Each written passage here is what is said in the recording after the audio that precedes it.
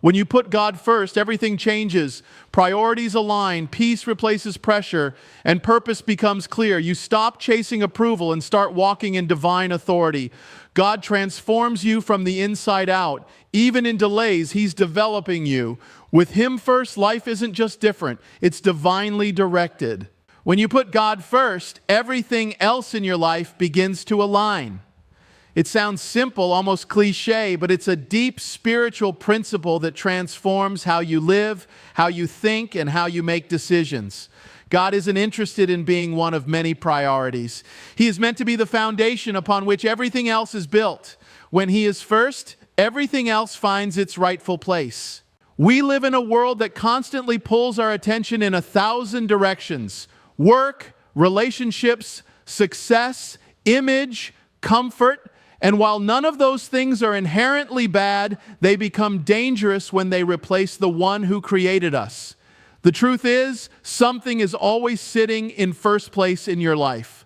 The real question is, what or who is it? Putting God first doesn't mean neglecting your responsibilities or living with your head in the clouds. It means that every part of your life is filtered through your relationship with Him. It means you wake up and say, God, before I pick up my phone, before I check my calendar, before I chase another goal, I want to hear from you. It's letting His word set your direction. It's allowing His voice to be louder than your fears, your timelines, or the opinions of others. When God is first, decisions that used to feel cloudy begin to clear up. You're no longer driven by impulse or insecurity. You start moving from a place of wisdom, not just reaction. You begin to notice that the pressure to impress, to compete, to be constantly busy starts to fade. Why? Because you're not trying to build your own kingdom when you're part of His. And when you're building what matters to Him, you can trust that He'll take care of what matters to you. This principle of priority also reveals what's really going on in our hearts. It's easy to say God first with our mouths, but our time, energy, and attention always tell the truth. If we want our lives to reflect God's power and purpose, we have to give Him more than lip service. We have to give Him leadership. That means trusting Him even when it doesn't make sense. It means obeying Him even when it costs you comfort or convenience. It means surrendering control, which is one of the hardest things we'll ever do.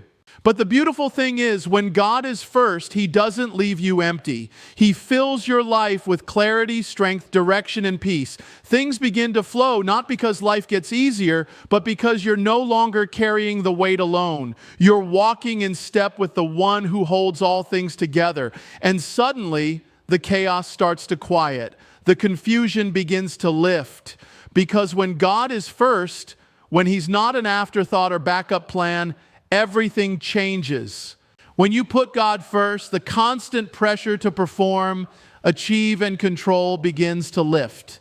The weight you've been carrying, whether it's fear of failure, anxiety about the future, or the need to be everything to everyone, starts to lose its grip. There's a deep peace that comes when God isn't just someone you turn to in crisis, but the one you walk with daily. His presence doesn't just calm the storm around you, it calms the storm within you.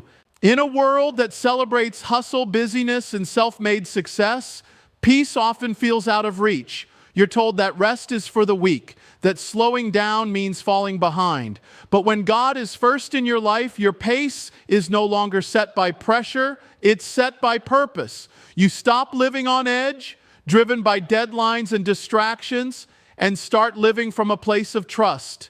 You begin to realize that you don't have to have it all figured out, because the one who holds your future is already ahead of you.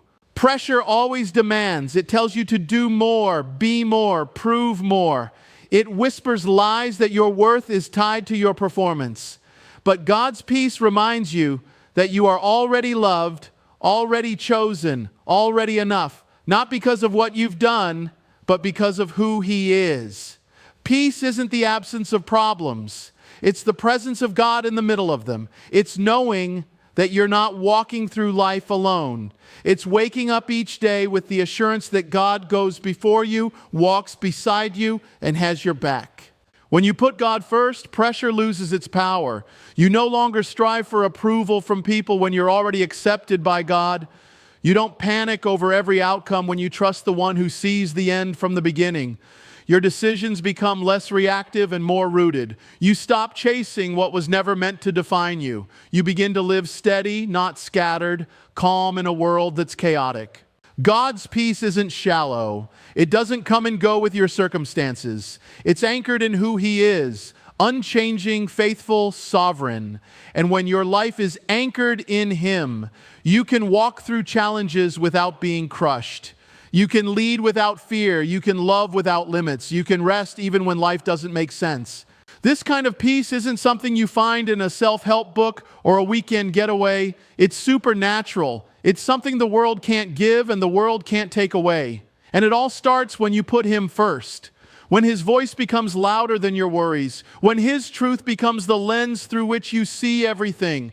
That's when pressure breaks. That's when peace takes over. And that's when you finally start to breathe again. When you put God first, the noise begins to fade and clarity starts to rise. Life stops feeling like a random collection of events and starts to unfold with meaning. You're no longer guessing your way through decisions, trying to force your future into place. Instead, purpose becomes clear, not because every detail is revealed all at once, but because you begin to understand who is leading you. Clarity of purpose doesn't come from striving. It comes from surrender. The moment you shift your focus from, what am I supposed to do with my life, to God, what do you want to do through me, is the moment your life begins to take shape in a whole new way. You realize your purpose was never about finding the most comfortable path or climbing the highest ladder. It was always about alignment with the one who created you. God isn't just interested in what you can do. He's interested in who you're becoming. And when He is first in your life, you begin to see that your gifts, your story, even your setbacks are part of a greater design. The jobs you didn't get, the relationships that didn't work out, the doors that never opened, none of it was wasted. He uses all of it to position you, shape you, and prepare you. When you put God first, your identity becomes rooted in something unshakable. You stop measuring your purpose by what you achieve, and you start seeing it through the lens of who you serve. Suddenly, it's not about being famous, it's about being faithful. It's not about how much influence you have, but how surrendered your heart is. You don't have to chase purpose anymore because you're walking with the one who is purpose. What once felt confusing starts to make sense. You're not wandering in circles. You're walking in step with a God who sees the whole picture. And even when you don't understand every detail, you trust the direction. Because when God is first, your steps are ordered. Your life doesn't have to look like someone else's to be meaningful. You don't have to be the loudest voice in the room to make a difference. All you have to do is stay close to Him. And the closer you walk with Him, the clearer your next step becomes. Purpose doesn't always look dramatic. Sometimes it's found in small, faithful decisions, in showing up when it's hard, in loving people when they don't deserve it, in saying yes to things that don't make sense on paper but carry weight in heaven. When God is first, you begin to realize that impact isn't measured by numbers, it's measured by obedience. And through it all, a confidence begins to grow, not in your plans but in His presence, not in your ability but in His faithfulness. The fog lifts, the aimless wandering ends, because with God first, you're not just living, you're living on purpose. When you put God first, your life becomes a vessel for supernatural provision. You stop living with a scarcity mindset, always wondering if there will be enough, and start trusting the one who owns it all. Provision isn't just about finances. It's about the way God meets your needs, emotionally, spiritually, relationally, and yes, practically. He provides peace when you're anxious, wisdom when you're lost, and strength when you're weak. And when He's in first place, that provision doesn't trickle, it flows. God is not limited by what you see. He's not restrained by your bank account, your resume, or your resources. When you put Him first, you invite His hand into every area of your life. You stop striving and start stewarding. And the shift is powerful because striving says, it's all up to me. But stewardship says, I'll honor God with what I have and trust Him with what I don't. That's where the flow begins. Provision flows to what's surrendered. God doesn't bless control, He blesses trust. It's not about holding tightly to your plan, it's about holding everything with open hands. And when you place what you have in His hands, He breathes on it, He multiplies it. It may not look like a flood all at once, but provision comes exactly when and how you need it. When God is first, even your lack becomes a place of encounter. Think about the stories in Scripture. 5 loaves and 2 fish were never enough on their own, but in the hands of Jesus, they fed thousands. The widow's oil wasn't impressive in quantity, but it didn't run out. God's provision isn't about the size of what you start with. It's about the power of the one who holds it. Putting God first doesn't mean life will be free from challenges. There may be moments where you feel stretched, moments where the math doesn't make sense, moments where you wonder how it's all going to come together. But what changes is your source. You're no longer leaning on your own understanding or depending on your own hustle. You're anchored in the truth that God sees, God knows, and God provides. Provision also flows through purpose. When God knows He can get it through you, He'll get it to you. That's why generosity matters. That's why living open-handed matters. You're not just a recipient of provision, you become a channel of it. You start blessing others, not out of excess, but out of obedience. And as you do, you step into the rhythm of heaven, give, and it will be given to you. God's provision is not always flashy, but it's always faithful. It's in the daily bread, the timely word, the unexpected opportunity, the quiet reassurance that He's with you. When He is first, your confidence shifts. You don't panic over problems. You expect provision. You don't hoard, you trust, because you know the source is secure, and that changes everything. When you put God first, fear no longer has the final say. Life will always bring moments that shake you: uncertainty, loss, disappointment, and pressure. But when your foundation is God, your faith starts speaking louder than your fear. Faith doesn't eliminate fear's presence entirely, but it does strip fear of its power. It shifts your perspective from "what if it all falls apart" to "even if it does, God is still in control." Fear thrives in the unknown. It feeds on doubt, on things we can't predict or control. But faith thrives in the unseen. It's the confidence that even when you don't see a way forward, God is already there. It's believing that your current situation doesn't define your future. And that kind of faith can only grow when God is at the center, when His voice is louder than your worry, and His promises are stronger than your what-ifs. When you place God first, you begin to remember who He is. You remember that He's never failed. You remember that He's not surprised by what surprises you. And you begin to trust His character more than your circumstances. That's where fear begins to lose its grip. It can't dominate a heart that's anchored in truth. Fear often pushes you to react, rush decisions, retreat from risk, and shrink back from calling. But faith gives you the ability to respond. It doesn't ignore reality, but it sees a higher reality. It reminds you that you don't need to have all the answers to take the next step. You just need to trust the one who does. You move forward not because it's safe, but because God said, go. The enemy wants fear to paralyze you, to convince you that if you try, you'll fail. If you speak, you'll be rejected. If you follow God, it'll cost too much. But when God is first, fear doesn't get to control the narrative. Your story is no longer one of retreat. It's one of resilience. You may feel the fear, but you step out anyway because your trust is not in the outcome. It's in His presence. Fear is loud, but it's also a liar. It tells you that you're alone, that you're not enough, that you don't have what it takes. But faith says you're never alone. You're fully equipped, and God's strength is made perfect in your weakness. Faith reminds you that the battles you face are not yours to fight alone. God goes before you, walks beside you, and stands behind you. When God is first, courage begins to rise, not because you've figured everything out, but because you know who's in control. You start making decisions out of conviction, not anxiety. You choose trust over panic. You rest even in the unknown. Because with Him in first place, your foundation is unshakable. Fear may still knock at your door, but it won't live in your heart. Faith will. When you put God first, the change doesn't begin around you, it begins within you. It's easy to ask God to fix the situation, to change the people, to open the doors, or remove the obstacles. But God is more interested in transforming your heart than modifying your surroundings. His first priority is not to make life more comfortable, but to make you more like Him. When He's first, the process starts with you. God isn't in the business of temporary fixes. He's after deep, lasting transformation. And that means He often begins in places no one else sees. Your motives, your mindset, your identity, your character. You may be praying for promotion, but He's working on your patience. You may want influence, but He's forming integrity. That's what happens when you truly surrender to Him. He begins to refine you, shape you, challenge you, not to break you, but to build you.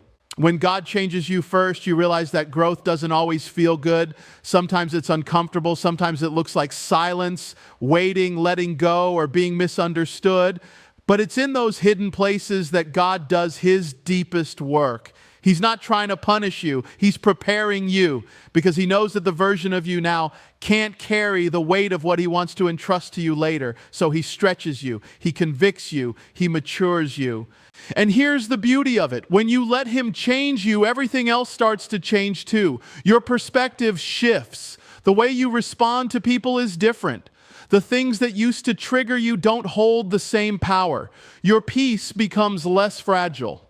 You start walking in rooms not needing validation because you've already been affirmed by God. That kind of internal shift changes the atmosphere around you. We often want transformation to be external first. More blessings, more clarity, more open doors. But if God gave you what you're praying for before you were ready, it wouldn't be a blessing. It would be a burden. That's why He works from the inside out. He deals with pride, insecurity, impatience, and fear because He's preparing a foundation that won't collapse under pressure. This kind of change doesn't happen in a moment. It happens in the daily decisions, the quiet yeses, the honest prayers, the moments when you choose obedience over comfort. And the more you let Him work in you, the more you reflect His character. You stop reacting from the flesh and start responding from a place of faith. You start carrying peace in the middle of chaos, joy in the middle of trials, and wisdom in the middle of uncertainty. When God is first, you begin to crave His presence more than His blessings. You begin to care more about who you're becoming than where you're going because you understand that true change isn't behavior modification, it's heart transformation. And once that shift happens inside, nothing around you can stay the same. When you put God first, delays stop feeling like punishment and start becoming places of preparation. Waiting seasons no longer carry the same weight of frustration because you begin to understand something deeper is happening. God isn't stalling your progress. He's shaping your character. He's not just holding back what you're praying for. He's building you into the person who can carry it when it comes. The delay isn't wasted. It's doing something in you that success never could. In a culture addicted to speed, waiting can feel like failure. We've been trained to believe that if it's taking too long, something must be wrong. But when God is first in your life, you begin to view time through His lens, not your own. You realize that the waiting room is often where God does His best work. He stretches your faith, sharpens your focus, and deepens your dependence. He's not just working on the promise, He's working on the person. God is never in a rush, but He's always on time. His timing isn't random, it's intentional. He sees what you can't. He knows what you're not ready for yet.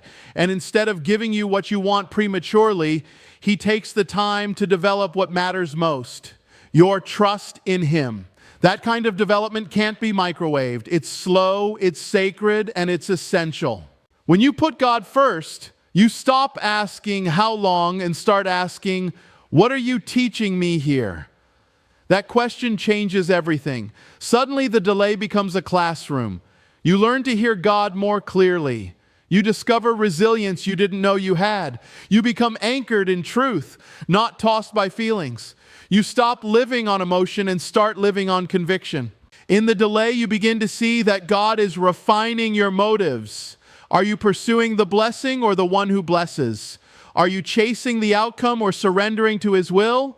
Sometimes the delay exposes where your heart is really anchored. And in that exposure, God invites you to shift, deeper trust, greater surrender, a clearer focus on His purpose over your plan. Delays are not detours, they're design. They are strategic pauses where God strengthens what's weak, heals what's broken, and aligns what's off. And when the time is right, what you've been waiting for comes, but now you're ready to carry it. You're not just stepping into the promise, you're stepping into it as someone transformed. What you thought was holding you back was actually setting you apart. What felt like silence was actually strategy, and what seemed like delay was always development. When God is first, you realize that every moment in His hands is meaningful. He's not late. He's preparing something good and preparing you for it.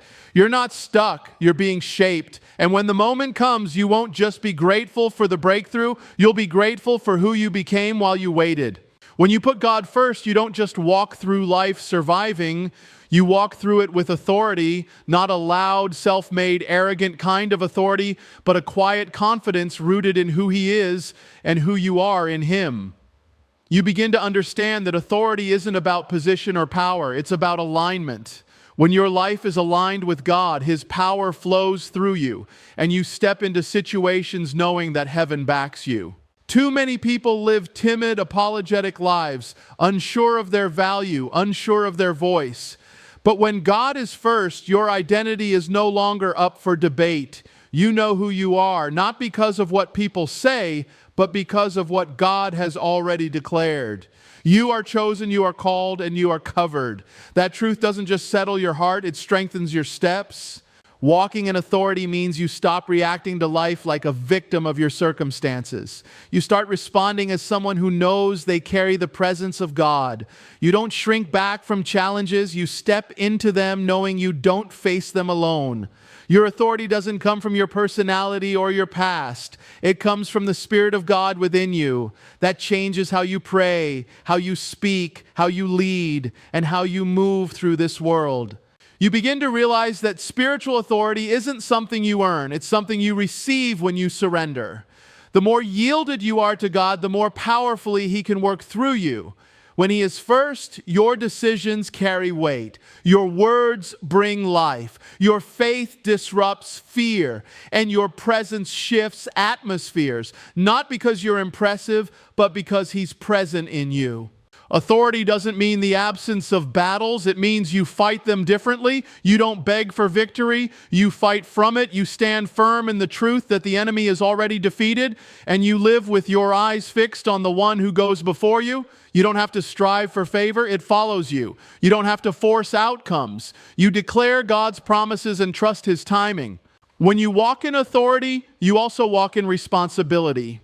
You carry your influence with humility, not ego. You understand that authority is not about control, it's about service. It's about being so anchored in God's voice that you don't need to chase applause or validation. You're not performing, you're obeying, and that obedience creates space for God to move in powerful ways.